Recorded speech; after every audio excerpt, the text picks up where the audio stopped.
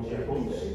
Obrigado aí pela abertura do espaço, né, de vocês, da empresa, da 43, para a gente apresentar um pouco da empresa, da Canopus, e demonstrar algumas coisas técnicas que às vezes possam ajudar a produção, né, da própria 43. Tá?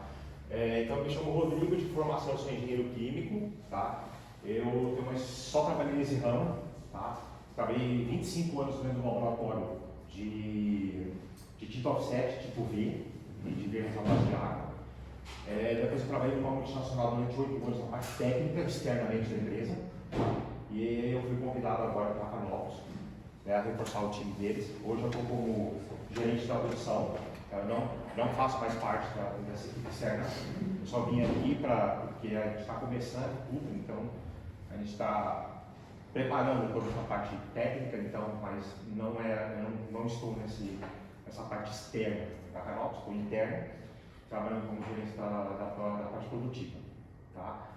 E vim para somar, né, e a gente vem interagindo com os clientes. Então, a nossa primeira parte aqui, o Ed vai apresentar toda essa parte da Canopus, quem é a Canopus, o que a Canopus faz, quais são as nossas linhas, tudo, onde que a gente atua, e aí depois a gente vai cair em algumas coisas técnicas aí, onde que qualquer um de vocês, por favor, se tiver alguma pergunta, se a gente souber, né, a gente esclarecer e como é que funciona, como é que deixa de funcionar e tudo mais, tá bom? Então, o Ed Wilson vai começar essa primeira parte. Ele tem aí, se a empresa tem 30 anos, o Ed deve ter de Canopus aí uns 31, 32 anos.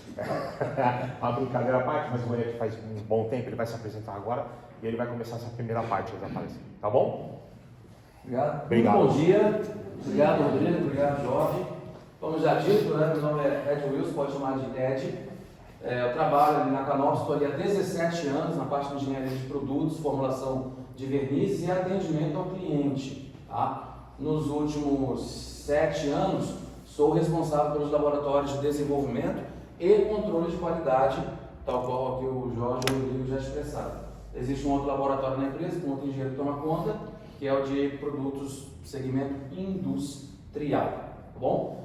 O fio narrativo aqui que nós vamos apresentar, brevemente só vou apresentar a empresa, o segmento que nós atuamos, que é o segmento que vocês atuam, e aí nós vamos partir para o que é o principal do motivo que estamos aqui. Falar algumas questões técnicas das formulações e reologia dos produtos, tá? E focado principalmente no dia a dia, nos gargalos que existem, nas dificuldades que aparecem. Esse é o ponto principal do nosso treinamento, que é um treinamento que fundimos, né? Eu tinha um mais focado em formulação de produto, o Rodrigo um excelente focado no dia a dia, e nós formulamos esse treinamento que nós temos para vocês. A qualquer momento que vocês quiserem falar alguma coisa, contar alguma experiência, fazer alguma pergunta, podem fazer isso a qualquer momento. Tá? Ou já fala, ou levanta a mão, do jeito que você quiser. Não precisa esperar o fim da apresentação, porque às vezes o assunto esfria, né? E já pede, não pode interferir na hora, que vai ser muito proveitoso, tá bom? Fiquem à vontade e nós agradecemos muito, tá? Um abraço aqui da equipe toda da Canopus, da diretoria, do Daniel, da Valéria e da Paula também, para todos vocês. Joia? A Canopus é uma empresa que está há mais de 30 anos no mercado, no segmento, atendendo o segmento gráfico no Brasil e em boa parte da América Latina e Mercosul. Nós somos certificados, tá? Todos os nossos processos estão conforme as normas da ISO, é tudo muito bem rastreado, como tem que ser, né? Como aqui também é. Todos os lotes que entram na fábrica de matérias-primas, até a saída deles em lotes de produtos finais, tudo é totalmente rastreável, os métodos são registrados, então nós somos uma empresa bem organizada nesse sentido. Presença na América do Sul, Mercosul, exporta sobretudo México, Equador, Chile, me ajuda aí, Jorge. Opa, pode continuar. Opa, à vontade. É o Chile, Mercosul, Equador, Jorge está fazendo um excelente trabalho, né? Paraguai. Peru, Paraguai, Uruguai.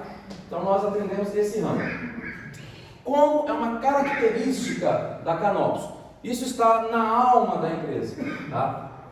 A Canopus ela não se propõe só a fazer um produto aqui, a desenvolver um produto, esse é um produto muito bom, todo mundo tem um produto muito bom, e agora eu vou sair vendendo. Não é só assim. O jeito da empresa trabalhar, ela gosta de entender como é a característica aqui do cliente, aqui como é a Graphic 43. Essa máquina, essa condição, esse operador, são essas características. Personalizar um produto para o cliente. Então ela tem na essência dela essa característica. Entender necessidades específicas, desenvolver, aí temos lá os equipamentos, as coisas, as análises que vão aproximar muito daquilo que ocorre em máquina, para finalmente poder mandar produtos para teste e entregar o resultado necessário. Isso é uma característica de trabalho da Canopus. Onde nós aparecemos e onde vocês aparecem. Ontem até brinquei com o pessoal, nós não podemos esquecer que o nosso trabalho nesse momento está na mão de milhares, milhões de pessoas. Né? Quantas pessoas nesse momento estão segurando uma embalagem feita aqui? Pela Graphic 43. Dá nem para estimar, né? Só que a gente esquece disso. A gente não esquece disso. Nesse momento, alguém está pegando ali um cosmético para se arrumar de manhã e a embalagem foi feita aqui. É parte da vida dessa pessoa. Nesse momento, às vezes alguém está tomando ali um remedinho, alguém está dando um presente para alguém, foi feito aqui. Então, o nosso trabalho aparece na vida das pessoas. Não podemos esquecer disso. Senão a gente se normatiza ali no dia a dia e deixa de dar o devido valor para as coisas. Interessante, né? E onde nós estamos? Ramos de cosméticos, produtos de limpeza, medicamentos, blister em geral, né? Uma escova de dente, fio dental, um barbeador, chupeta, lencinho umedecido. Aí a pessoa comprou uma ferramenta, pilha, um cadeado, está ali, shampoos, bebidas, pets de bebida, um sorvete, embalagens diversas, frigorificadas, né? E aliás aqui está uma coisa muito especial, porque as formas para esse tipo de produto têm exigências a mais, elas precisam ter uma resistência ali para muitas vezes sofrer congelamento, descongelamento, congelar de novo e manter ali o produto mais íntegro possível e a embalagem atrativa para o consumidor final. Que é isso que nós fazemos. Nosso ramo, né? Nosso ramo, todos nós aqui. Proteger o produto, permitir aos nossos clientes, no caso, vai ser as grandes empresas aí que fazem o produto, comunicar o valor da marca deles de maneira adequada, tá? E deixar esse produto atrativo. E muitas vezes permitir uma boa maquinabilidade no fornecedor lá que produz mesmo, que invasa. Aí você vai ter COF controlado, resistência à abrasão. Esse é o nosso ramo, essa é a nossa vida. Não é isso? Aqui para mencionar, né, Rodrigo? Sim. E hoje não, já tem alguns aninhos, nós também atendemos bem para produtos com contato direto com alimentos com certificação, tá? Com os laudos corretos, mais de um, né, Jorge? Então, onde eu falei, temos um produto, não é mais, é verdade. Já são alguns produtos com laudos mesmo de CTEA, que eles estão adequados para que vai máquina e certifique ali para contato direto com alimentos. Então veja, até mesmo quando alguém for comer um fast food, for assar uma pizza em casa, uma coisa, tem ali o nosso produto, tá bom? Como dito, né, essa parte é breve, ela é de apresentação. Não vou me alongar, que só vou mostrar uma flexografia, porque o nosso foco aqui é offset. Tá? Só para mostrar, então, nós também atendemos flexografia, rotogravura, que são, não sei se aqui alguém já trabalhou em flexo, já? Trabalhou em flexografia? Nós sabemos, né? Flexíveis demandam produtos com uma secagem ou cura muito forte, seja uma articulação rápida, por causa da característica de rebobinar, né? Poder rebobinar o produto, não blocar. E esses produtos flex têm uma característica específica de altíssima resistência química e altíssima resistência à abrasão, por causa do uso que se costuma ter deles. Às vezes são embalagens de produtos químicos, ou até contato com sangue, com ácidos, eles precisam dessa característica. Isso na flexografia. E a grande estrela, a offset. né, nossa querida cartonagem geral, papéis impressos, onde vocês conhecem e fazem parte do dia a dia. Nas offsets, nós temos aqui produtos convencionais, que são os base água, e produtos de cura de reticulação UV, ultravioleta. Aos produtos de tecnologia UV, o conceito deles é 100% sólidos. Ele pode estar líquido na bombona, mas ele é 100% sólido. Ele está naquele momento ali como um conjunto de matérias-primas que nós já vamos mostrar aqui, fizemos para essa apresentação alguns mini vídeos para tentar ver ali a nível molecular aquilo que os olhos, né, não têm condições de enxergar. Por enquanto, a gente vai fazer um exercício de imaginação, mas tem uns vídeos para nos ajudar nisso. Na bombona, na embalagem, tem ali oligômeros, monômeros, fotoiniciadores, aditivos, que eles estão ali e não reagem entre eles, estão quietinhos. Só vão reticular, polimerizar quando receberem a onda ultravioleta, emitida pelas lâmpadas. Por que esse slide está aqui? A lâmpada, seja uma lâmpada aí com mercúrio, ou seja uma dopada com galho, né, para tintas mais específicas ou produtos sejam mais opacos, ela emite a onda para todos os sentidos. Quem faz um grande trabalho de direcionar? O refletor. O refletor. Então, aqui, isso não ser aqui, nós acreditamos que não é de forma algum problema. Só que há lugares que às vezes a lâmpada está boa, o produto está bom, está tudo correto, um refletor está um pouco sujo, ou às vezes um pouco embaçado. Aí um outro caso que o Rodrigo vai comentar, né, que às vezes vai ter algum fornecedor que põe solvente, quer comentar? Em verniz UV. O verniz UV não pode. Como o Ed comentou, ele é depois da aplicação e depois de curado, ele é um filme 100% sólido. Então, o que foi aplicado, né, se você tem 1 grama aplicada, é 1 grama que vai ter ali, não tem como, né? Só que a gente percebe, e nós recebemos amostras aí de concorrentes nossos, que você pega o verniz UV e ele tem solvente dentro. Então, o que acontece? Quando você tem o solvente dentro, a hora que você passa na lâmpada, o solvente evapora. E aí você não tem mais o filme. Né? Então, se foi 1 grama aplicada, ele não tem mais esse 1 grama. Ele evapora o solvente. E isso é ruim para duas coisas. Primeiro, porque a proteção do verniz, ela diminui. Toda a resistência que você vai ter, né, no produto acabado, ela acaba diminuindo. E há um risco muito grande de você incendiar o equipamento, porque o solvente ele sobe na alta temperatura que a lâmpada emite, né, o calor, e a hora que ela bate lá em cima você pode ter um incêndio, você pode incendiar a máquina. Então, ela é muito perigoso, mas tem fornecedores que acabam usando porque diminui o custo, né, ele põe o solvente, você diminui o custo, mas é um risco para o impressor, para a empresa que está usando, e no produto final. Ele acaba. Então você diminui brilho, resistência, tudo que ia acontecer, você diminui, porque não vai estar mais um verniz 100%. Você tem uma perda, uma evaporação do solvente. E essa evaporação? Essa evaporação, quando ela vai aqui para a lâmpada, ela acaba fazendo o refletor, ela acaba sujando esse refletor e ela vai diminuindo esses raios, essas incidências e atrapalhando a cura dos serviços posteriores que vão fazer em cima dessa máquina. Nós vemos lá relatos de clientes lá que usando produtos assim, os conectores, todos danificados. Então, de uso contínuo. É problemático. E diminui o tempo a vida útil da lâmpada. Né? Porque vai batendo toda aquela parte de solvente nos conectores e a lâmpada vai sofrendo. Então, às vezes de 1.500 horas, alguma coisa assim, ela reduz o tempo. Né? E vai ter que ter uma troca antecipada, né, da vida da lâmpada, da vida útil da lâmpada.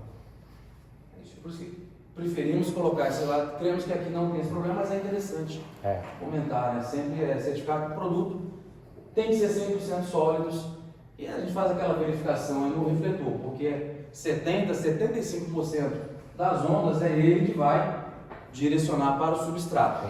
Essa parte eu vou ser breve porque nós trouxemos mini vídeos para mostrar sobre isso, porque a onda ultravioleta nada mais é do que ondinhas invisíveis, como nós sabemos, tal qual é uma onda de rádio, micro-ondas, só o que muda são o tamanho, né? Então, se pegar aí do universo, vai ter ondas bem menorzinhas, como os raios gama, raios X, vai aumentando o tamanho.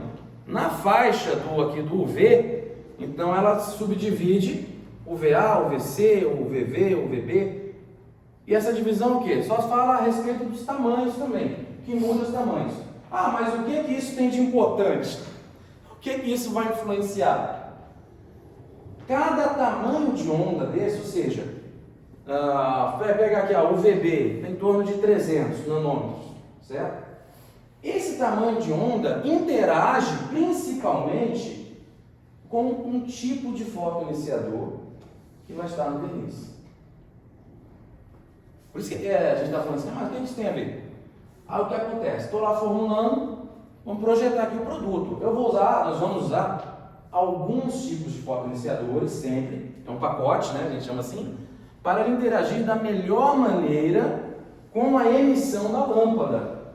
Porque senão, eu posso ter aqui um verniz, onde não tenha fotoiniciadores suficientes para interagir com uma dessas faixas. Aí sabe o que pode acontecer? Provavelmente vocês já tenham visto em algum momento da história. Passou ali, está tudo certo, o filme parece que curou, em cima ele parece seco, né? Pelos rostos a gente já vê aqui. Só que você aperta um pouquinho e você vê que tem algo errado, né? Por que está errado? Está ali faltando fotoiniciador para curar no fundo, embaixo, né? Ou a emissão, enfim, também não foi suficiente, ou uma coisa ou outra, estou citando um exemplo. Ou o contrário, né? Em cima ali pode estar, parece pegajoso, mas embaixo curou. Ambas situações anômalas. Por isso que a gente trouxe essa parte aqui, porque é uma parte que na formulação dos produtos, ela é muito crítica. Por mais experiência que temos, né? Mais de 30 anos fazendo isso, você tem aqui uma máquina perfeita, tudo ok, ali também o produto funciona aqui, a gente já não funciona direito. Ali, porque vai ter que adequá-lo para aquela situação. Ali o conjunto de fotos vai ter que ser um pouco diferente. Ou das aminas. Nós já vamos falar delas. Esse aqui Opa, não estou vendo. Achei. Esse aqui é mais curtinho, ele só mostra essa coisa dos tamanhos. E a divisão ali das faixas de onda do ultravioleta.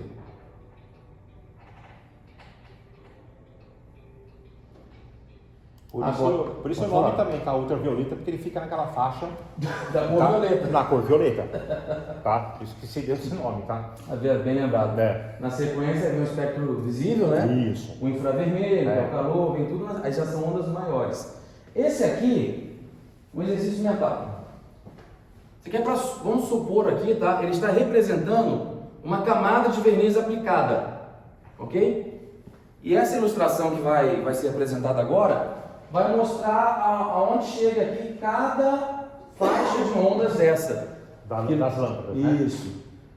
Nós fizemos esses vídeos para trazer aqui para 43 para tentar mostrar o que o olho não consegue ver, né? Aí você vai ter uma faixa de onda. Muito obrigado. Obrigado. Outro que vai até mais no meio, uma outra faixa de ondas que chega no fundo do substrato. Tá? Então essas ilustrações aqui. Deu para ver? Quer que repete? Pode repetir? Claro. Embora a gente, todos esses videozinhos, se vocês quiserem, a gente envia, se achar que for útil, né? Tá ali o filme do verniz.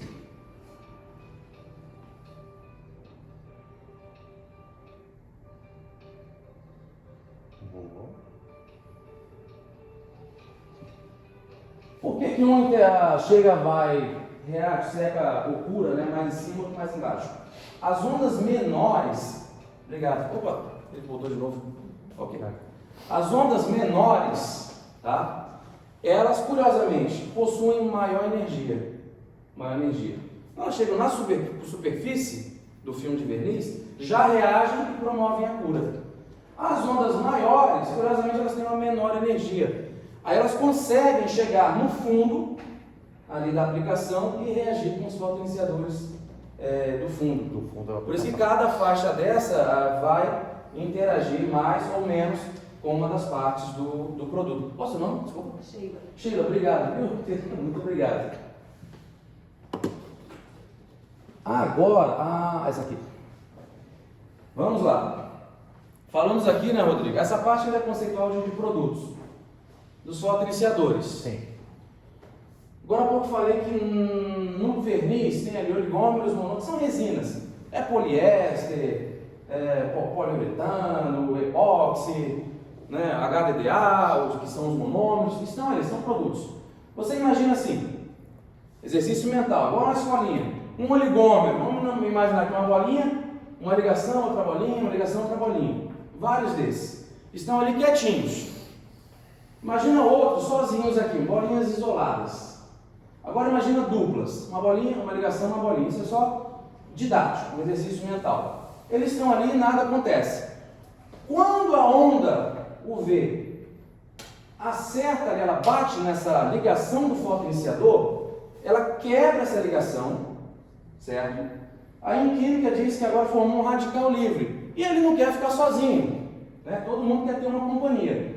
Como quebrou essa ligação do fotoiniciador, o que eles fazem? Buscam exatamente, Sheila, né? Sheila, perdão. Exatamente, Sheila. Buscam fazer as ligações com os outros componentes da fórmula. Essa reação físico-química, ela acontece em frações de segundo. E é por isso que o verniz UV ele sai da máquina ali seco, curado. E é por isso que nós podemos dizer, ele é 100% sólidos. Não há evaporação, não é para ter evaporação. Por isso é o conceito do verniz. Esse aqui, obrigado, Rodrigo.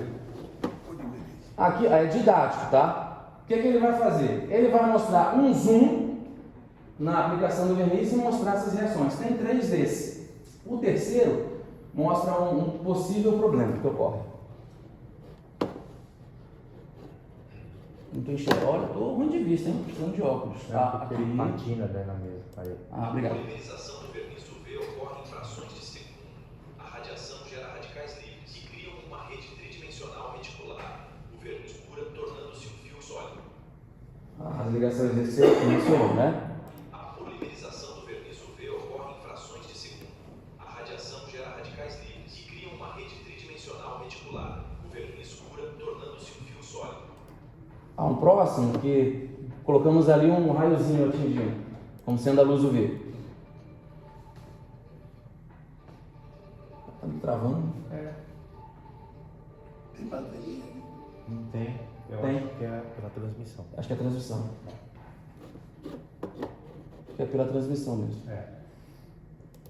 Mas dá para enxergar, né?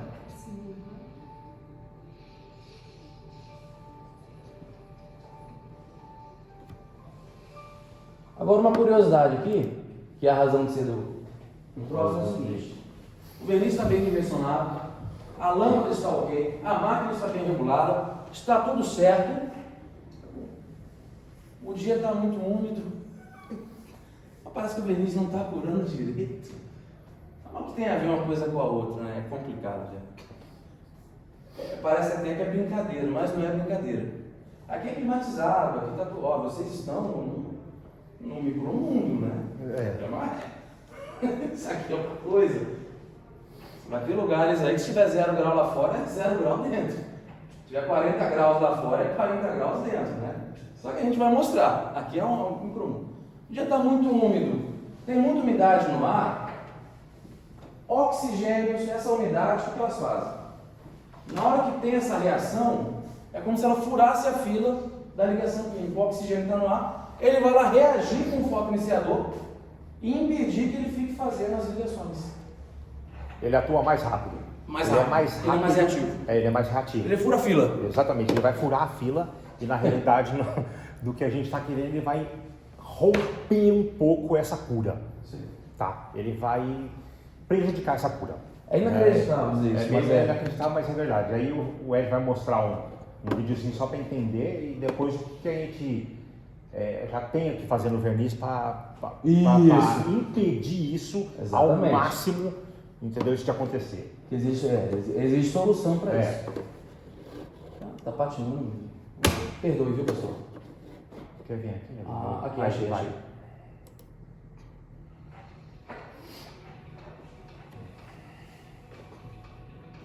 Tá com umidade, né? Ele botou como se fosse águazinha só para dizer que tem umidade. Não consegue formar porque o oxigênio atrapalha. Só que existem alguns grupos de aminas terciárias que elas reativam a ligação. Elas reativam a polimerização. Elas meio que impedem o oxigênio de furar a Isso. fila, entendeu? E a ligação se Continua. torna possível de novo, novamente. Isso é tudo em fração de milésimos de segundo. A gente vai levar isso para o treinamento, caramba, a gente vai fazer o povo querer ficar imaginando, aí gerando esses vídeos para tentar mostrar. Então, assim, dentro disso a gente quer dizer uma coisa também. Quando tem um problema, dificilmente é um fator isolado. Tá? Geralmente é um conjunto de coisas e às vezes está em coisas que parecem imponderáveis. Lá em laboratório, nós não descartamos nenhuma hipótese. O cliente entrou em contato, falou o que quer que seja. Nós levamos muito a sério. Que alguma coisa séria. É isso aí. Muito a sério. É incrível, né? São muitas variáveis. Se a gente se fechar também, você para de evoluir, né? Nossa Opa. Isso. Vamos lá. Agora foi. Quanto aos vernizes base água ou de convencional, a formação de filme já é diferente. Tá? Nós trabalhamos com o quê? 30, no máximo 40% de sólidos, que são misturas de resinas. Você tem resinas mais flexíveis, que são chamadas de TG transição vítrea menor, então eles têm maior flexibilidade. Há vernizes que são, há resinas mais rígidas, mais duras, tá, com TG maior, e cada fórmula ela recebe um conjunto, tá, uma combinação dessas resinas, coalescentes e aditivos para dar resistência à abrasão, evitar espuma. E o que acontece? É aplicado. Só interrompendo, só que cada uma dessas resinas tem características diferentes na aplicação final, tá? A resina mais dura, ela vai dar um brilho muito maior no verniz. Porém, Vou vingar. exatamente, ela estoura o verniz, né? Ela vai quebrar. Então você tem que fazer uma mescla, né, entendeu? Quando você precisa de um verniz alto brilho e a de menos, ela é mais flexível, porém não tem tanto brilho. Entendeu? Então você vai ter que fazer uma brincadeira entre as duas, mais os aditivos, tudo, para poder ter uma formação ideal. Perfeito. Né? Daí tá, a gente vai falar, não, queria o extremo da flexibilidade. Sim, é fácil. Mas aí o brilho Só vai- que isso em laboratório é perfeito. Você vai aplicar ali, você não tem mais movimentação nenhuma do produto. Uhum. Você está num cartão ali, onde você pega o cartãozinho e faz uma prova. Lindo. Só que a gente sabe que a realidade é outra. Vocês estão fazendo ela para depois virar um produto, uma caixa, sabe Deus o que. Então, qualquer dobra desse material, o verniz vai estourar. E não pode acontecer isso, né? Então a gente começa a quebra-cabeça toda da química, né? Que você não pode ter uma coisa, né, pendendo muito para um lado, você tem que todo saber o equilíbrio, né? Para saber onde que o trabalho vai chegar, né? Aí para isso, claro, né, usa aí o IR e o soprador de calor, que aqui vocês têm. Parou. Tudo bem. Coloca por aqui. Desculpa. Vai me falando que eu passo. Tá aqui. Pode ir lá. Dá um play aqui, por favor. Aqui, ó. Vê se consegue dar o play aqui. Parou o mouse. Esse é o V. Desculpa, ele voltou. Era para ter avançado. Desculpa. A próxima. Isso. Obrigado. Os cartões recebem o verniz.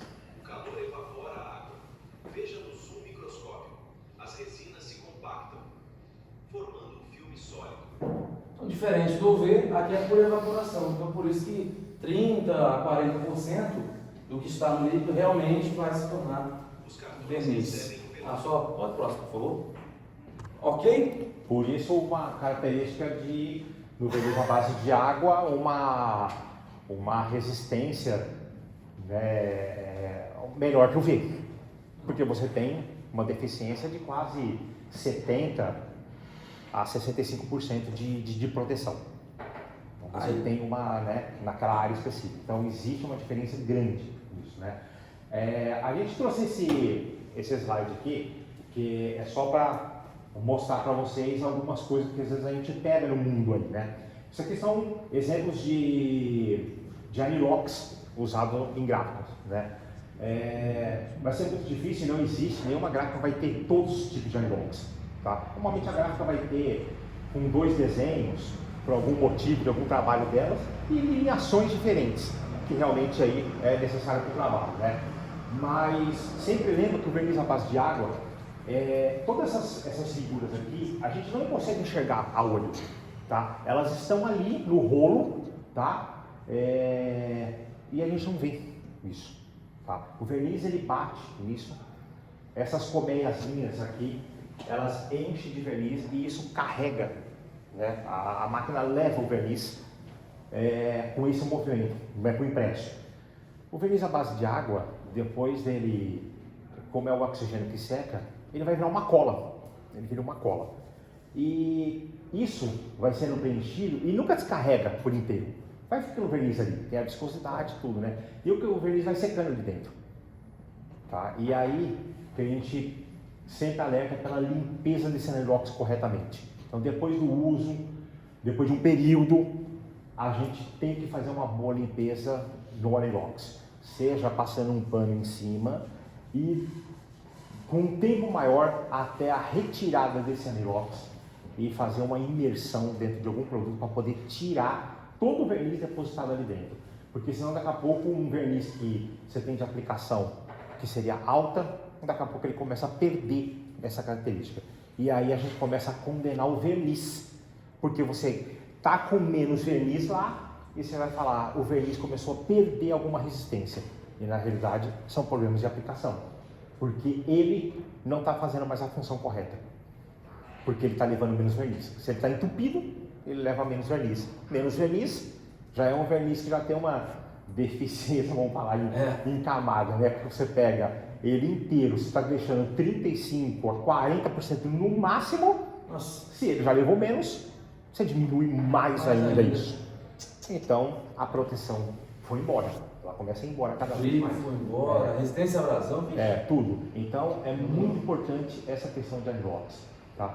Primeiro, a escolha correta no trabalho e deixar eles sempre limpos para eles poderem realmente ser eficazes no que está acontecendo na impressão. Né? Carregar o que realmente a gente, o trabalho precisa, né? Vai lá. Opa! Pode pôr. Pode? Ó, isso aqui é um mega zoom no anilox, porque a olho a gente não vê isso não. Tá? Isso, mais ou menos o que acontece com aquelas colmeias quando não se limpa corretamente depois de um tempo, ó, né? Exatamente isso, ó. Nas microcélulas. Isso reduz a transferência. Limpe logo após o uso. Limpeza tem a transferência. Pode pôr de novo? Só rapidinho, obrigado. Só pra... Seria um hiper zoom. Aí, ó, sujeira. A sujeira. Então, ele carrega menos verniz. Às vezes tá tendo um problema, a gente vai procurar em vários lugares. Às vezes está no mais simples também. Isso a gente não descarta nunca, nenhuma hipótese. Tem que verificar, testar. Isso aqui nós trouxemos por curiosidade, mas é interessante saber também. E serve, tá? Falando a verdade, como gancho para falar sobre vernizes foscos, tá? E as dificuldades desse tipo de produto. O verniz brilho, quando ele vai formar o filme, né, Rodrigo? É um filme lisinho, que vai receber a luz, né, as ondas de luz visível, vai refletir de maneira especular, como se fosse um espelho. Nossos olhos recebem essas ondas de luz que ele refletiu e o cérebro interpreta brilho, ok? No verniz fosco são colocados o quê? Sílicas, o mercado vai chamar de agente fosqueante, realmente são sílicas. E essas sílicas vão fazer com que o filme de verniz fique rugoso. Isso aqui é uma imagem real do microscópio, tá? Mostrando como é de verdade o filme ali de um verniz fosco. E o que acontece? Ao receber a luz, ele reflete de maneira difusa, tá? Reflete a luz para vários sentidos diferentes. Os olhos recebem uma menor quantidade dessas ondas de luz e o cérebro interpreta fosco. Esse é um verniz fosco. Aí que está a questão, porque essas sílicas que são colocadas, a tendência delas, elas vão sedimentar. Vão sedimentar. Por mais que se coloque os dispersantes na fórmula, que são colocados, por mais que se faça o que possível para evitar esse problema, você imagina o seguinte, o produto, ele vai ser colocado em uma caçamba de caminhão, um baú de caminhão, Às vezes vai ser transportado de um estado para o outro, vai para longe. Qual temperatura chega ali? 60, 80 graus, 70 graus dentro de um caminhão chega fácil. E aí? Aí a viscosidade, uma expressão que não é técnica, aguou, né? Ficou aguado, ficou finíssimo. A sílica, que é um sólido de diferença disperso, vai para o fundo. Aí quando chega aqui para usar, fala, poxa vida, olha só como é que está decantado.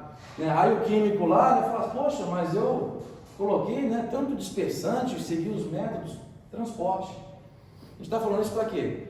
O cuidado com o verniz fosco é ainda maior do que com os vernizes pretos. Sim, uma homogeneização antes de começar, né, esse trabalho é essencial, tá? Não só deixar a bomba da máquina tentar fazer a mistura disso, tá? Ela não vai conseguir.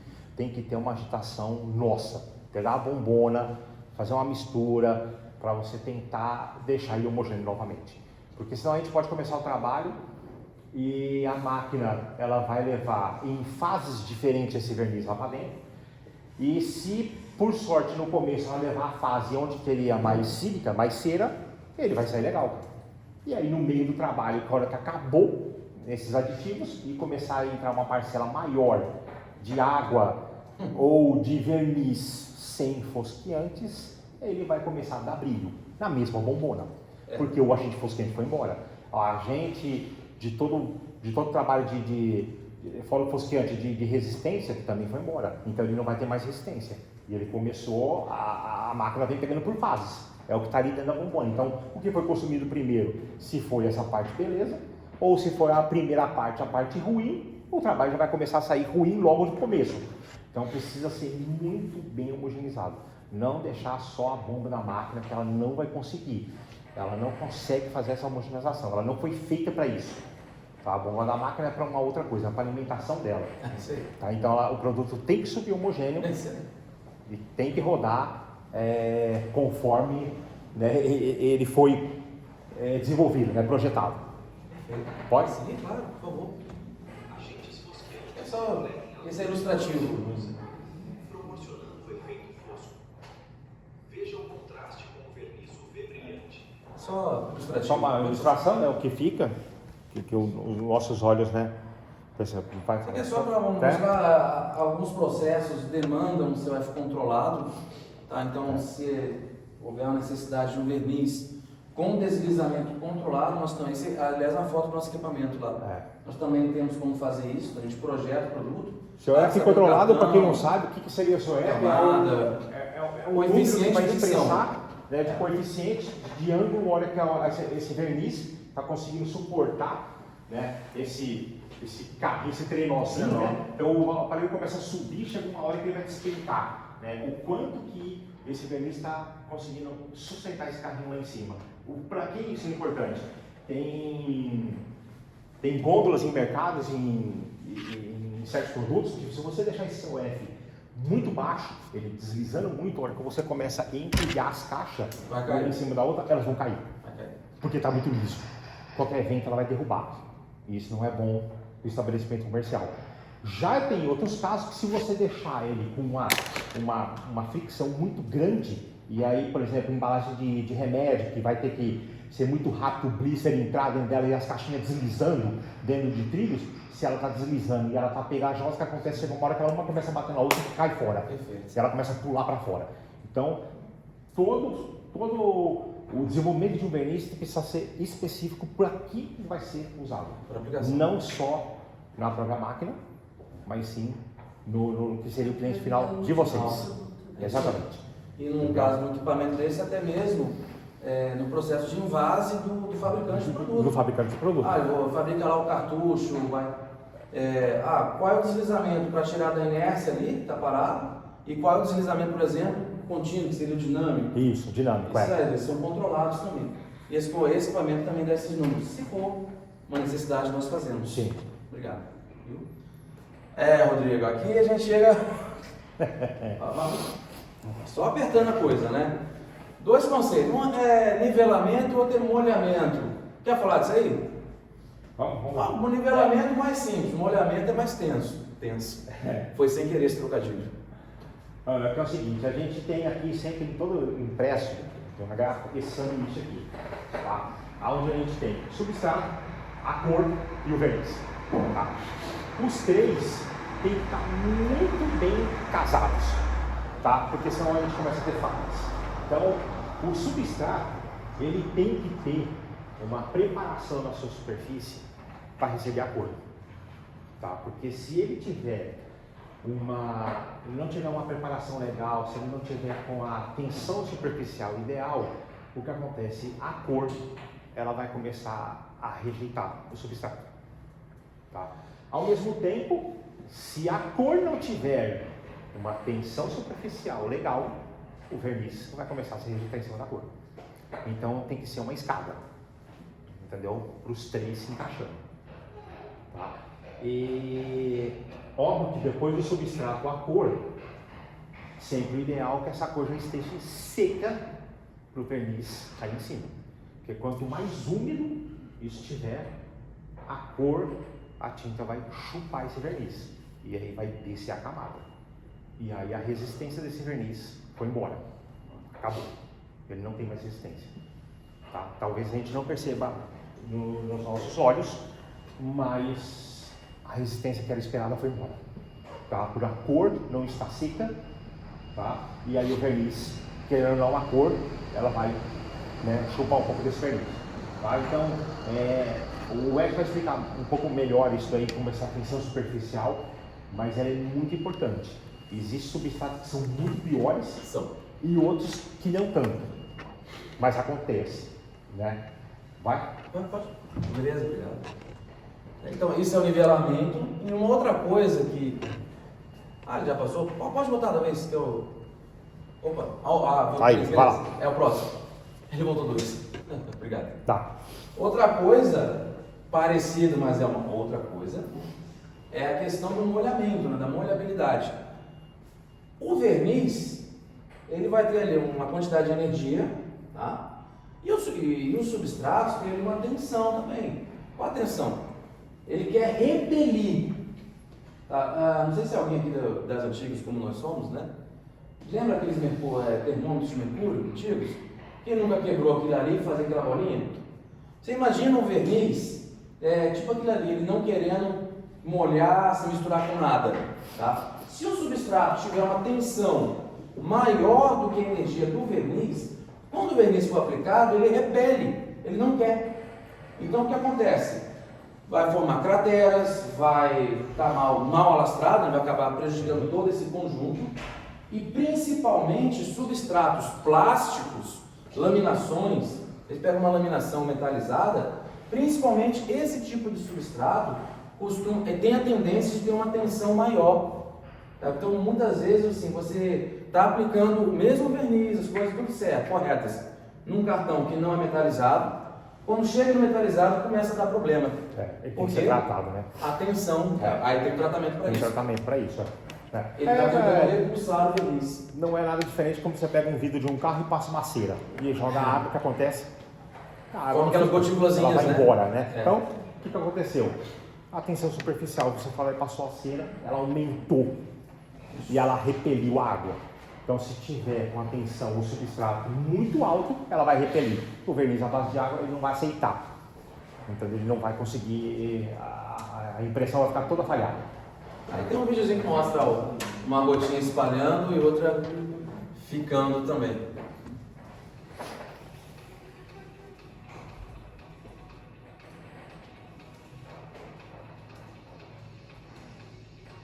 Uma tensão menor do substrato, uma tensão maior, né? Ou uma baixa energia do verniz. Ela não consegue se alastrar, ela fica num diâmetro menor, né? Mas Ed, o substrato que eu tenho aqui é esse, eu tenho que usar e não está dando. Ok, manda pra gente aqui. Aí o que vai ser feito? Trabalhar nesse verniz para que a energia ele dele aceitar, exatamente, sobreponha a tensão do substrato. exatamente, isso. Nada está perdido, a gente trabalha com isso também. Tá Bom, mas a gente tem que mostrar, né? Fala a curiosidade. Fala a primeira Eu vou ficar com curiosidade. vergonha de falar isso na frente de Jorge Bruni. Não, e ele deve já ter pego coisas piores. Vou contar. Algumas semanas atrás, a área comercial ligou ao laboratório e falou assim: Ed, me ajuda, pelo amor de Deus. Desse jeito. Foi a Daniela, né? Eu falei, pode falar. Eu falei, pronto. Olha, um cliente aqui disse que passou um vendedor lá, não falou o nome da empresa, fala também não ia dizer, mas não falou mesmo não. E falou que ele tinha um verniz UV que fazia aumentar a solidez da tinta. Nós temos isso, que ela nunca tinha ouvido falar disso ali, ela está ali uma penca de anos, né? Aí, claro, primeiro a gente toma esse choque, né? O Jorge Bruno quase saiu correndo aqui. Barreira. Sim. Escondendo a luz. É difícil, né, meu? Aí primeiro a gente toma aquele choque, né? Absorve a coisa, realmente acabei de escutar isso, agora eu tenho que responder para a minha colega de trabalho. E olha, honestamente, nunca, a resposta honesta é não. Até existem aditivos que eles retardam a polimerização para que o produto, por exemplo, não venha a curar, a polimerizar por causa da exposição da luz natural. Isso existe. Nós temos, nós colocamos nas formas, né? Só que dizer que você vai ter um produto que vai absorver a luz do sol, a radiação do sol e fazer a tinta ter uma maior solidez, honestamente, Dani, é não. Não tem como. O Rodrigo até comentou ontem, né? Nenhum dos vernizes, né? Poxa. Seja brilho, seja fosco, seja UV. Ele nunca vai proteger isso, né? Isso vem da cor, né? O pigmento é que ele tem que ter essa solidez. Tá? Então, aqui quem trabalha no laboratório, né? Mas a gente acaba trazendo esse assunto porque às vezes no meio de uma produção gráfica a cor não está ideal. E a pessoa acaba correndo atrás de qualquer tinta que esteja ali para poder fazer um acerto e rodar aquele trabalho. Né? Então a gente tem que tomar muito cuidado com o que está colocando. Por quê? Imagina que a gente está aqui fazendo um impresso da nossa bandeira do Brasil, o verde. Tá? Aonde você tem um amarelo que não tem solidez e o azul normal. Então você fez o verde. Maravilhoso. Quando foi e deixar exposto essa bandeira, o amarelo que não tinha solidez, ele acaba indo embora. E a cor verde se transforma em azul. Tá? Então não é uma cor só não. A junção de cores, ela pode mudar. Porque o amarelo foi embora, desbotou, descoloriu, não tem resistência, e sobressaiu o azul. Então ele passa de verde para azul. Ele foi embora, então ele muda a cor. Tá? Então tem que tomar muito cuidado quando a gente vai fazer essas misturas dentro da gráfica, porque se você tem tintas que têm resistência à solidez, se você colocar qualquer parcela de outra que não tenha, ela perde a resistência. Tá? E numa impressão offset, quanto mais resistência à solidez esse pigmento tenha, mais suja essa impressão fica para os nossos olhos, mais feia para o agradar dos nossos olhos. Normalmente o cliente não quer. É um grande desafio você querer fazer uma cor linda, maravilhosa com essa resistência. Isso não existe. Tem que tomar muito cuidado. Então, às vezes, ele até faz uma tinta com uma certa solidez, só que ele vem querendo mesclar alguma coisa para tirar essa insaturação desse pigmento para ficar visível mais bonito para a gente, e ele vai acabar com a resistência, que ela vai embora. Então, tem pigmentos que resistem mais, tem outros que não. Aí vai muito na cor. Nós temos vermelhos que não resistem, entendeu? Você deixou exposto no sol, ele começa a ficar rosa, ele vem desbotando. Então, tomar muito cuidado quando a gente sabe fazer alguma mistura internamente. Saber o que está fazendo, porque você pode ter uma mudança lá no final, sabendo que a tinta, né, não tinha essa resistência adequada. Tá? Pode falar. Não, as cores limpas, principalmente. Sim, o offset sempre procurou, né? Trabalhar com cores limpas, né? Porque é mais atrativo para os nossos olhos. Tinta, né? Ele é mais bonito. Vai limpar, você pega uma embalagem chega na cor e depois fluorescente, estraga. um vermelhão, eles são mais atrativos porque se vende mais o produto. Você coloca na gôndola, ele vende, né? A impressão vai vender. Mas se você está criando uma resistência, vai estar muito exposto, não só ao sol, tá? A luz, né, Na hora de passar na lâmpada. Também se for, já a lâmpada já UV, se for impressão UV, ela já vai dar uma boa borrada e queimada. Tá? Se você tem só uma impressão de um verniz à base d'água, talvez você não perceba na hora, porque você não vai ter incidência dessa luz, mas aí depois ela vem mudar, entendeu? E não muda, não demora muito não. Exposto aqui nessa luz aqui, é menos de uma semana, dependendo do pigmento. Se for fluorescente, de um dia para o outro já mudou. Fluorescente? Na hora, é muito rápido, tá? Ele não tem resistência nenhuma. Aí depende muito da escala do pigmento, né, que é a fabricação, né? Existe uma escala de solidez que ele consiga resistir algum tempo, depois ele vai não, outros vai resistir mais, né? Por aí vai. Tá? Quem descobriu esse UV que mata a solidez, descobriu a pólvora. Poxa vida, isso aí. Tem que, igual o pessoal brinca, né? Não precisa trabalhar mais. Não precisa, né? E a gente Tem que trabalhar na NASA, igual o pessoal brinca. Às vezes a pessoa que passou vendendo essa ideia, né, achou que o verniz é uma proteção. Então ele tem que proteger tudo, né?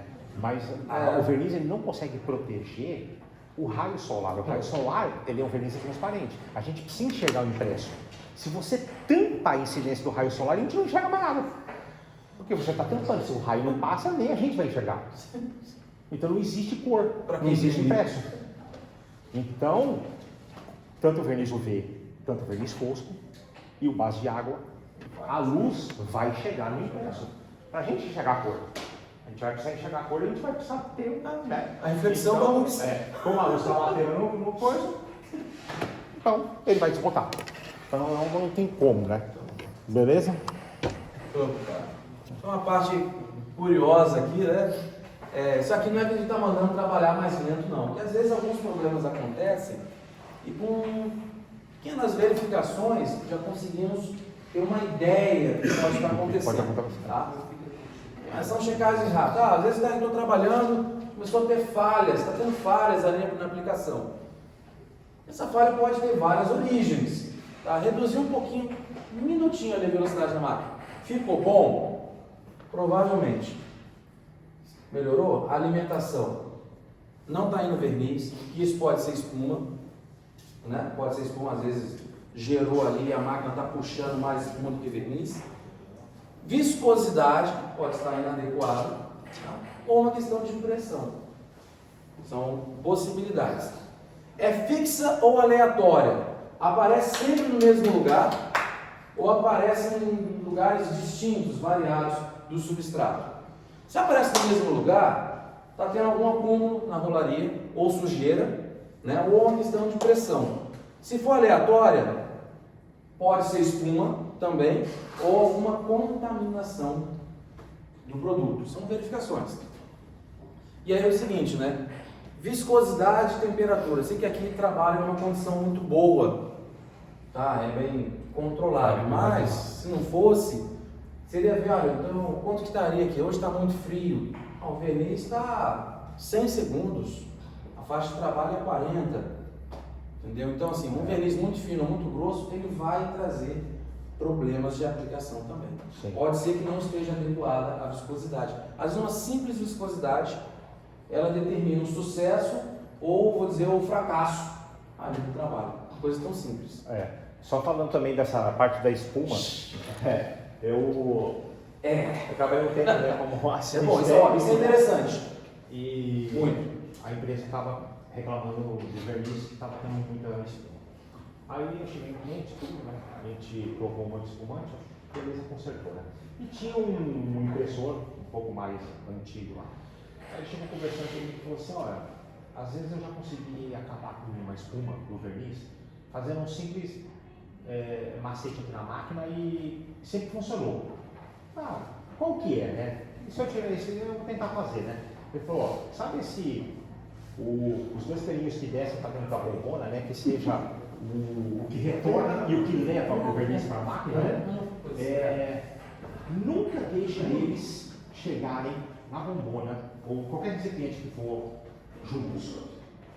Sempre tenta separá-los, colocar o que está retornando para dentro da bombona mais acima do que está levando o verniz. Por quê? Quando você retorna ele, a bomba tem uma pressão.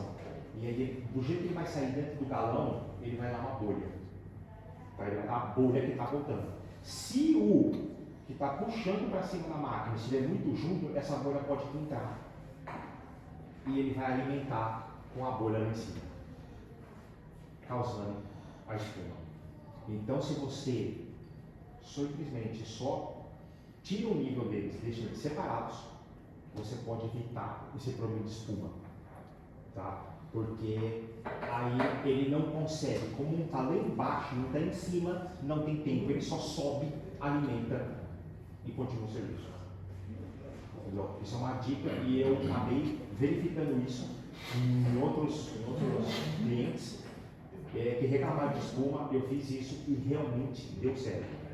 Tá? Eu nunca tinha visto isso, foi uma experiência que eu tive com um cliente e realmente deu certo. Simplesmente eu separei eles, entendeu? Da bombona, a gente separou, né? Que tem aquela bolinha que tem entre os dois caninhos, simplesmente a gente separou eles, a espuma parou. Entendeu? E a máquina rodou normal. Então é uma experiência passada aí para vocês. Não sei se vocês têm o costume, né, de deixar eles separados, mas é sempre bom. Nunca deixar eles juntos. Às vezes colocar lá no fundo, né? Deixa sempre o retorno mais acima. O retorno, tá? Não deixa o que está levando o verniz, porque senão ele chegar num nível ele vai começar a perder a alimentação. Tá? Então o retorno mais acima, tá? Vai lá. Pode? Sem aditivo, sem nada, hein? Sem aditivo, sem nada. Resolveu mesmo, né? Às vezes é questão só de pressão, tá? Uma pressão baixa vai trazer falhas na transferência, uma pressão alta, marcações excessivas, já chega até a esmagar um pouco o substrato. O teste de molhabilidade nós já mostramos no vídeo, né? Às vezes uma gotinha ali, você consegue observar de um substrato que você tenha certeza que está bom e algum que esteja em dúvida, goteja o verniz. Na observação do formato de gota, você já consegue ter uma ideia da coisa. É a título de curiosidade, mas pode ser útil. Em algum momento pode direcionar, acho que o meu problema pode ser que esteja aqui. E compare os substratos, tá? Em cima da tinta o problema aparece? Aparece. Onde não tem tinta aparece? É em todas as cores que aparece? Tudo isso aí no laboratório é coisa que a gente está acostumado a verificar para o quê? Para ir eliminando possibilidades e direcionando para a causa raiz. Pontos curiosos. Não só por esses problemas de transferência, tá? Mas aí a gente falou da homogeneização dos vernizes foscos. Isso. Que é sine qua non. Mas... É o que eu falei das fases, né? Olha lá, tá aí. Então, aí depende aonde que tiver um nível, né, que está levando o verniz para a máquina, é onde que ele vai puxar a fase diferente. Então, possa ser que o trabalho dê certo, porque às vezes aqui tem muita cera no começo, e depois, na hora que esse nível baixar, ele começa a dar errado. Então, é por isso que isso aqui precisa estar homogêneo para poder subir o verniz completo. E às vezes o verniz até está indo, mas essa separação ali ele já está puxando agora, digamos, uma menor quantidade dos aditivos que eram para estar, perdeu resistência. Exatamente. Aí outra hora está puxando mais aditivo do que era para estar, perdeu o brilho. Há uma falta de homogenização. Mas não tem como deixar 100% isso aqui para sempre? Gostaríamos que sim. Mas infelizmente... A realidade não é essa, ele falou. Coloca num baú, vai viajar 600, 800, 1000 quilômetros. É muito difícil, não tem como homogeneizar. E tem, como é base de água, a gente tem muitos produtos, né, alimentos, aditivos e resinas e etc., que têm densidade diferente. E aí, querendo ou não, vai se separar. É como água e óleo, não tem como. Não vai se juntar. Então, ela vai se separar, sempre. Então, no verniz, é óbvio que não é um extremo igual a água e o óleo, mas ela tem diferenças e com o tempo, não é assim da noite para o dia, mas ele se separa. Ele acaba se separando. É claro que quando o Ed fala dessa questão do transporte, isso acelera. Isso acelera bastante porque você tem uma queda, né, um aumento de temperatura muito grande, né? E aí você consegue separar ele mais facilmente. Tá? Mas isso acontece, com o tempo acontece. O verniz brilho também acontece, tá? Mas não é igual ao verniz fosco. Ele demora muito mais. Não é assim da noite pro dia, tá? Por isso é sempre bom quando a gente fala de verniz na base de água, sempre uma boa agitação. Tá? entendeu? Dá uma agitada, põe na máquina para realmente saber, ter certeza, né, que a gente está levando o produto por inteiro, né, para a aplicação. Pode passar. A gente está indo para o final quase, os 20 minutos finais. Aqui são algumas coisas, comentários, né? Problemas. Pó antimaculante, né? O pó antimaculador, estou ruim hoje, hein? Olha, um excesso dele, para trazer o quê? É só pensar bem, né? É fácil visualizar isso. Sim. Tem muito pó ali em cima da tinta, caiu o verniz em cima, ele não pegou na tinta, pegou no pó. Cratera, pontos, falta de adesão, falta de resistência à abrasão, vai perder o brilho. Então, às vezes são coisas simples para observar. Atenção superficial, a terceira vez que aparece. Como a gente já falou, palestra, né? Isso aqui, Rodrigo, quer comentar isso aqui? Muito interessante. Tem muitas tintas, né? Muito interessante. Elas também são desenvolvidas com ceras, né? Para ajudar a resistência à abrasão, tá? Essas ceras, ela muda muito a tensão superficial da tinta e isso atrapalha a aplicação do verniz, tá? E se o verniz conseguir ser aplicado, ele pode se soltar muito facilmente, porque a cera fica para deslizar. Então, se você está colocando um monte para deslizar, o verniz ele também vai ficar meio solto por cima, tá? Principalmente quando a gente vai trabalhar com blister, né? Porque o blister você precisa, a hora que você for arrancar, né, a bolha, precisa se rasgar o cartão para destruir a embalagem. É isso que o fornecedor final quer. E se você tem essa cera, você arranca o plástico ali, que eu acho que nem rasga a impressão, ela arranca muito fácil, ela sai. Entendeu? Por quê? Porque o verniz, ele grudou na bolha e não grudou no impresso. Então ele está ali esperando só uma forcinha, ou dependendo do peso que tiver dentro do produto, uma pilha, alguma coisa pesada, se você sacudir, ela vai cair fora. Porque tem cera. Então, as tintas que são usadas para blister, normalmente elas não podem ter cera. Porque o verniz vai precisar, entendeu? Ter uma boa ancoragem. O verniz blister, o ideal seria que o verniz descesse uma parte para o substrato e ficasse uma parte em cima, né? Que ele cola a bolha e a hora que você vai puxar, como ele passou para baixo do substrato, ele arranca a fibra e venha com tudo, né? Rasgando o impresso. Esse é o conceito ideal do blister, né? Entendeu? Então, essas ceras no impresso em geral, ela pode atrapalhar a aplicação do verniz, e se não atrapalhar, ela pode depois, né, causar resistência à tinta vai embora, ela não consegue fixar, né, ela fica meio que solta, né? Quebra no vidro. Esse aqui tem um videozinho também, né? Tem. Conseguimos fazer. A ideia surgiu há 2 semanas atrás, não fizemos todos que gostaríamos, mas conforme tem mais, a gente envia se quiser. Sim. Quebra no vidro. Acontece, né? Não é o que nós gostaríamos, mas acontece. O que está quebrando? É o verniz? Pode ser que seja. Pode ser. O verniz pode estar muito duro, não está flexível o suficiente. Pode estar uma viscosidade ali que não é a melhor para esse tipo de trabalho e ele está se rompendo. Mas pode ser a tinta também? Claro, pode ser a tinta. Ela pode estar muito rígida, ela pode não estar totalmente escurada ou seca embaixo. Tá? Agora é o seguinte, tem que contar isso aqui. Trabalho no laboratório. Estou lá todos os dias, nos últimos quase 20 anos. Me arrisco a dizer aqui com tranquilidade até, que mais da metade dos casos de quebra no vinco que chega para a gente resolver, estão relacionados a fibras de cartão estourando. A tinta está ok, verniz está ok, processo está tudo ok. Quando vai analisar mesmo lá, você vê as fibras rompidas. Ou porque tem poucas, ou porque o cartão está ressecado, ou às vezes até por causa do sentido das fibras. Elas estão nesse sentido e o vinco está sendo feito cruzado. Então assim, quando houve uma quebra no vinco, então a gente analisa o que está quebrando de verdade. Porque se estourar embaixo, leva tudo que está em cima. Tá? Antes do videozinho, eu falava, então, quer dizer que o meu vinco está estourando aqui no vinco. E eu já vi que é a fibra, né? Então a Canopus pode fazer nada por mim, porque é o cartão, não, por favor. Sim. É igual a gente falou É igual a gente falou, a gente sabe que mexer com quem vende cartão é extremamente complicado, né? Então, a gente sabe que às vezes a gente tem cartões que não são tão bons, mas a gente tenta ao máximo Sim. adequar. Nós vamos. Entendeu? Então a gente vai ter que talvez não, com certeza, mexer em alguma formulação desse verniz para poder suprir a falha do substrato. É isso aí. Entendeu? Para aquele trabalho momentâneo. Depois a gente tem que voltar para o normal. É isso aí. Tá? Porque em condições normais, a gente pode afetar alguma coisa nesse cenário. Tá? Então, a gente pode sim, entendeu? Melhorar esse aspecto. Mas lembrando que não é uma condição normal, porque às vezes é o próprio a tinta, cartão, né? É ou a tinta que está dando.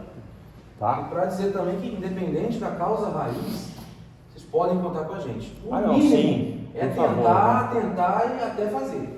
Entender de uma troca de experiência, a gente Sim. não é dono da verdade De nunca. forma alguma. Problemas que surgem com vocês aqui é um grande aprendizado para a gente, em qualquer lugar, isso é sempre, né? Então, qualquer coisa, por favor, né? Se for o verniz é mais fácil, Sim. pra gente é mais fácil. É com certeza. Opa, realmente, olha, não previ isso aqui, vou ajustar e vou mandar. Se for outra coisa, a gente vai sobrepor também. Quer pôr? Só curiosidade também. Opa. Quebra no vinco, né? Muitas vezes não é uma causa única, pode ser, ó.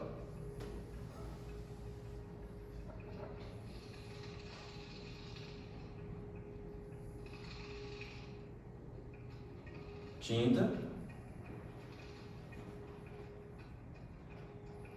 Se a tinta estoura, o Léo está em cima, né?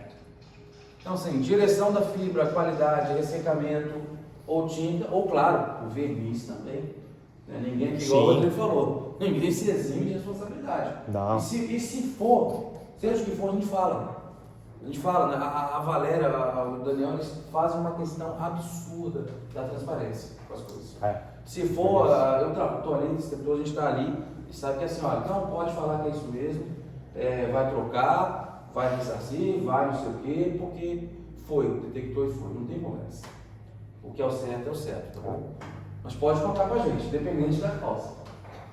Pode? Pode, por favor. Não, desculpa. Esse é esse não, né, esse sim. talento demais. Esse é do Black Brown. Pode passar o próximo. Tá, desculpa.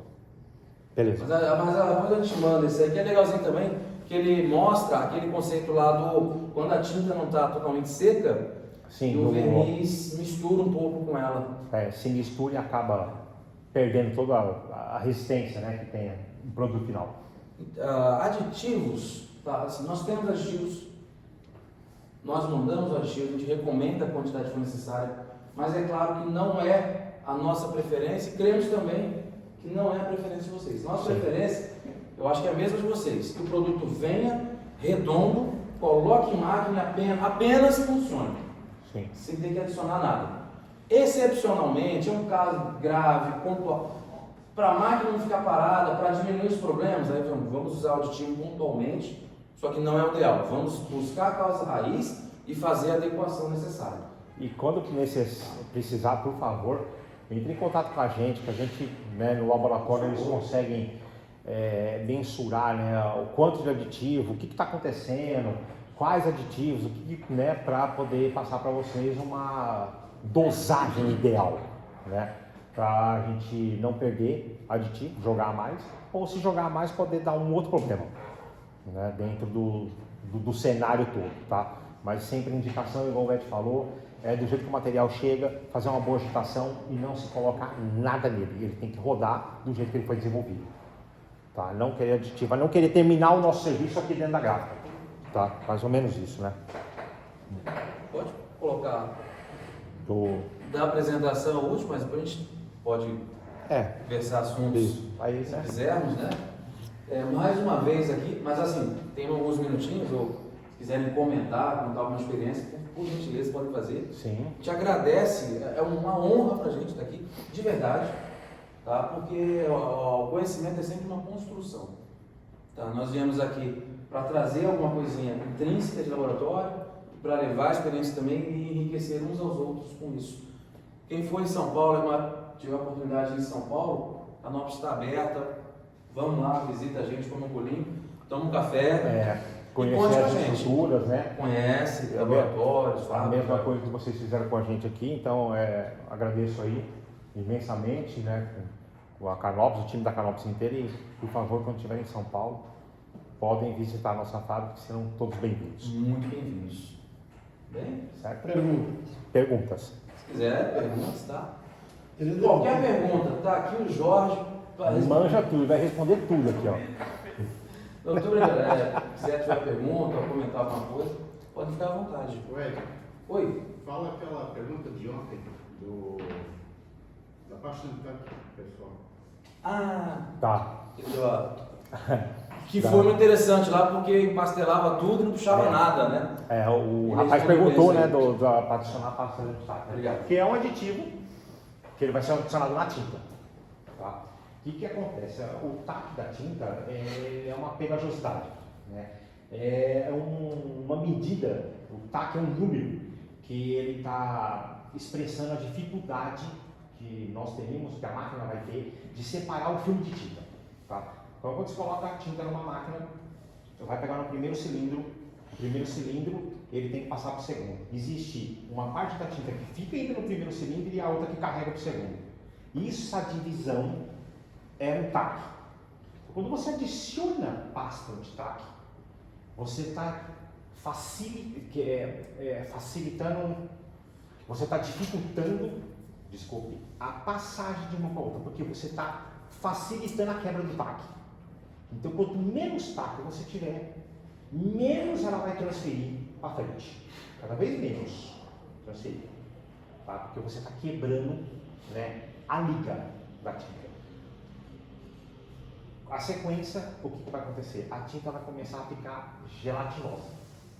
Né? Ela vai começar a parecer uma gelatina, um pudim. Tá? Por quê? Porque você começou a adicionar muita pasta. Tá? E assim, quando eu trabalhava com tinta gráfica, era no máximo de 2 a 3%. Por quê? Porque você quebra isso. Né? E aí você pode solucionar um problema, porque às vezes você está com um pó no cartão, um pó excesso, e aí você está querendo que a tinta não puxe esse pó. Beleza? Só que se você adiciona demais, você joga lá em cima, só que ela não transfere. Aí você vai falar, a tinta ficou fraca. Na verdade ela não ficou fraca. Ela, entre aspas, está sem força para poder ir para frente. Entendeu? Então você está começando a quebrar a estrutura dela. Tá? Então o TAC é exatamente isso. É essa força do efeito chiclete, assim, né? Vamos falar, a grosso modo, a hora que a tinta cai e você vai puxar ela, é essa força. Quanto mais pasta de TAC que você coloca, você está facilitando isso acontecer. Ela praticamente não tem quebra, não consegue separar. Entendeu? Porque você pega uma graxa, é como se fosse uma tinta lotada de pasta de TAC. Então, se você colocar um impresso na graxa, qualquer criança acessória vai levantar na hora. Entendeu? Então, você não vai ter uma distribuição legal dos dois lados. Então, o TAC veio para isso. Então, precisa ser muito bem adequado o que está colocando dentro dela para poder fazer essa separação. Tá? Então, mas isso, o verniz também tem TAC? Tem. Tá? Mas é um conceito um pouco diferente de tinta, porque o verniz está sendo aplicado em bem menos rolos, tá? E a percepção de um TAC muito alto no verniz é quando ele está carregando, às vezes, o próprio pó, né? O maculante, o próprio pó de cartão, alguma coisa, que ele está carregando para verniz impresso ou ficando, né? uma máscara num outro cilindro. O conceito é um pouco diferente, porque o verniz ele não fica sendo transferido de muitos cilindros, né? Ele não fica de um rolo para um rolo, o máquina offset tem vários cilindros, né? Então, se você tiver uma tinta sem TAC, ela nem chega na rola de impressão, ela não divide.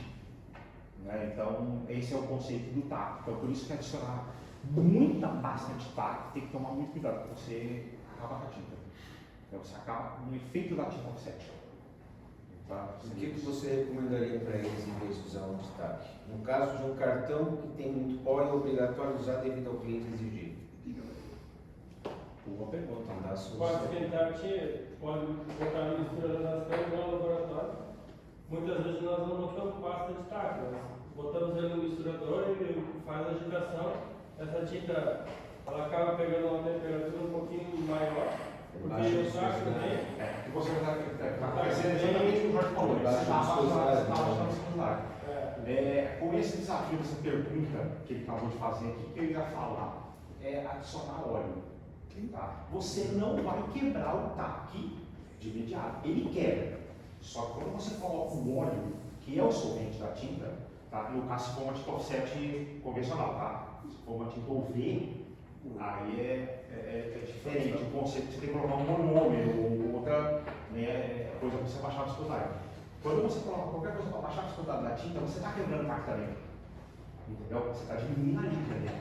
Só que quando você fala na pasta, ela está tentando atacar, obviamente, o pega dela. Por isso, se você adiciona muita pasta, ela vai ficar gelatinosa. Se você adiciona muito óleo, ela vai ficar líquida. É diferente os dois. Então, se realmente está tendo problema e precisa acontecer isso, tentar fazer um equilíbrio, talvez com bem menos pasta e com óleo. Com óleo, com certeza óleo vegetal, porque a tinta que você deve usar, ela deve ser a base de óleo vegetal, que vocês usam. Então é legal manter, tá? Não misturar, né? A diferença dos dois óleos é você secar, tá? Então hoje qualquer tinta qualquer não, eu acho que a grande maioria, faz tempo que eu não mexo com tinta, o Jorge pode me dizer, mas a maioria das tintas hoje, elas estão vindo com esse selo verde, indicação de soil ink, né? Então, elas são fabricadas com óleos vegetais. Óleos vegetais, o que dá interferência dentro da tinta? A secagem mais lenta. Tá? É nu e cru, a secagem mais lenta. Tá? Se você adicionar óleo mineral, ele vai aumentar um pouco a secatividade da tinta. Eu acho que vocês nem vão perceber, porque a quantidade vai ser pouca que vocês vão adicionar. Tá? Mas quem está fabricando, se você fabricar um verniz, offset, a tinta offset com óleo mineral, você vai sentir. Tanto que a gráfica, quem deve ser mais antigo aqui, deve ter tido a percepção de muitos anos para cá, a tinta ela começa a ter uma deficiência de secagem, tá? Com o aumento da tecnologia que teve nas máquinas. Então, a tecnologia das máquinas, o que veio exigindo numa máquina offset? Velocidade. Você tem máquinas extremamente velozes hoje. E se você tem uma tinta que começou a secar menos, complica o impresso.